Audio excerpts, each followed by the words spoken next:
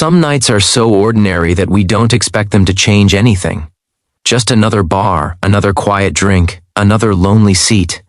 And yet, sometimes, a single moment of kindness can turn an ordinary night into the beginning of something unforgettable.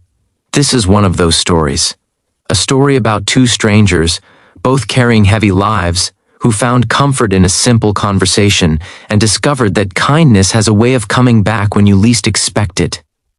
Before we begin, if you enjoy heartfelt stories that remind you of the good still left in this world, take a moment to subscribe, like this video, and share your thoughts in the comments. It really helps the channel grow here on your channel name, and your support means more than you know. Now, let's begin. Mark hadn't planned on staying out late that night. He was a single dad, and his world revolved around routines, dinner, homework, bedtime stories, and early mornings. His 8-year-old son, Ethan, was spending the weekend at his grandmother's house, which left Mark alone in his small apartment for the first time in weeks. The silence felt heavier than usual. On impulse, Mark grabbed his jacket and walked down the street to a neighborhood bar he rarely visited. It wasn't fancy, just warm lights, soft music, and the quiet hum of people escaping their own thoughts for a while. He sat down at the bar, ordered a soda water. He didn't drink much anymore, and stared at the counter. That's when he noticed her. She sat a few stools away, dressed in a sharp black blazer that looked out of place in a bar like this. Her hair was neatly pulled back, her posture straight, but her eyes looked tired. Not tired like someone who needed sleep, tired like someone who had been carrying the weight of too many decisions for too long. Her name was Claire. She was the CEO of a fast-growing tech company, though no one in the bar knew that. To them, she was just another woman sitting alone, nursing a glass of whiskey, staring into nothing. To the world, she was powerful, confident, and untouchable. But in that moment, she felt deeply alone. Mark didn't mean to talk to her. He wasn't the type to strike up conversations with strangers, especially not women who looked like they belonged to a completely different world. But when she let out a quiet sigh and rubbed her temples, something in him recognized that feeling. He turned slightly and said, "Long day?" Claire looked up, surprised. For a second, she seemed unsure whether to respond. Then she gave a small, tired smile. "You could say that." Mark nodded. "I won't ask questions. Just thought I'd say you're not alone in feeling worn out." That was it. No flirting, no clever lines, just honesty. Something about that disarmed her. Claire took a slow breath. "Thank you," she said softly. "Most people just tell me to relax, like it's that easy." Mark chuckled quietly.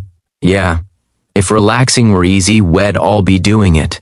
She laughed for the first time that night, a real laugh, and it surprised even her. They didn't talk about work at first. Mark told her about his son, how Ethan loved dinosaurs and insisted on wearing mismatched socks because rules are boring. Claire listened, genuinely interested. She asked questions. She smiled.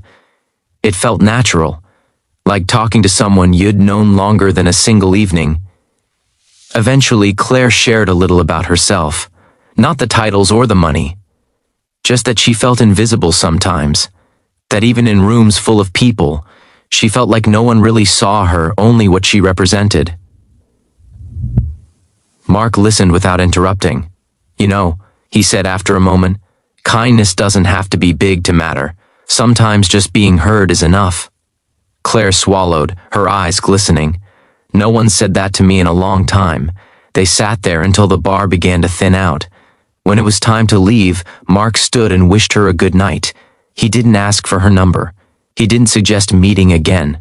He just smiled and said, "I hope tomorrow's lighter." Claire watched him walk out, feeling something unfamiliar settle in her chest. Peace. The next night, she told herself she wasn't going back for him. She told herself it was silly, she was busy, she had meetings, deadlines, and a life that didn't include random conversations at small bars.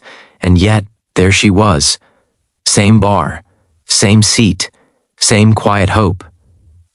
She scanned the room, telling herself she'd leave if she didn't see him in 10 minutes. Then the door opened, and Mark walked in, looking just as surprised to see her. "Hey," he said, smiling. "Hey," she replied, trying not to sound too eager. "I wasn't sure you'd be here." "Neither was I," he said honestly. "Guess we both needed another quiet night." This time, their conversation went deeper. Mark talked about his late wife, about learning to be both mom and dad, about the guilt he sometimes felt when he was too tired to be patient. Claire shared the pressure of leading thousands of employees, the fear of making the wrong decision, and the loneliness that came with being at the top. There were no judgments between them, just understanding. Over the weeks that followed, those nights became a quiet tradition. They didn't rush anything, they didn't label it, they just showed up for each other. Sometimes they talked, sometimes they sat in comfortable silence. Claire started to look forward to those evenings more than any business win. Mark found himself smiling more, feeling lighter, carrying that kindness back into his life with his son. One night, Claire finally told him the truth about who she was. Mark blinked. Then he shrugged. "That explains the blazer," he said, grinning. She laughed, relieved. "You're not weirded out?" "No," he said simply. "You're still you." That meant everything to her. Months later, Claire met Ethan at a park. She knelt down to his level and asked about dinosaurs like they were the most important thing in the world. Ethan liked her immediately. Kindness had done what status never could. It built a bridge between two lives that never should have crossed, and yet did. This story isn't about romance or success. It's about a simple choice. Mark chose to speak kindly to a stranger. Claire chose to return that kindness by showing up again, and in doing so, they reminded each other, and all of us, that kindness doesn't need an audience. It doesn't need recognition. It just needs to be real. So the next time you see someone sitting alone, carrying a quiet burden, remember this story. A single kind moment could change their night, or their life.